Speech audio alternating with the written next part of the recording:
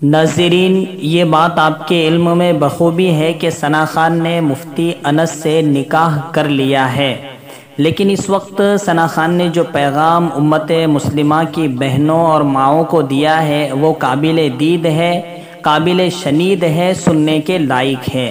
ثنا خان نے یہ پیغام زبان حال سے دیا ہے کہ میں ایسی رنگینیوں کی زندگی گزار رہی تھی جہاں آج ایک غریب تمنا کرتا ہے جہاں جانے کی۔ میں اس اسکرین پر تھی جہاں جانے کی ہر کوئی بہن تمنا کرتی ہے۔ میں اس مقام پر تھی جہاں پہنچنے کے لیے بہت سی بہنیں سپنے دیکھا کرتی ہیں، لیکن میرے دل میں اندھیرا تھا، میرا دل اجالے کی تلاش میں تھا۔ آخرکار کچھ اللہ والوں کی برکت سے میں نے توبہ کی اور میں نے اجالے میں اپنے آپ کو لایا۔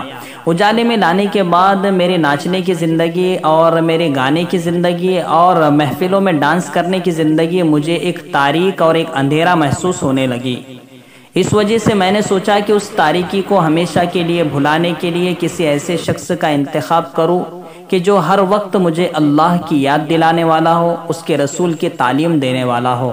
اس لیے میں نے ایک مفتی کا انتخاب کیا۔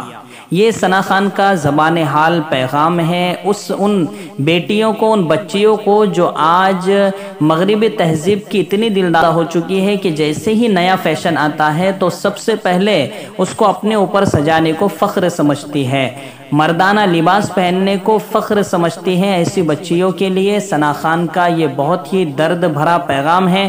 کاش کہ ہماری بچیاں اس پیغام کو سمجھ لے۔ السلام علیکم ورحمۃ اللہ وبرکاتہ۔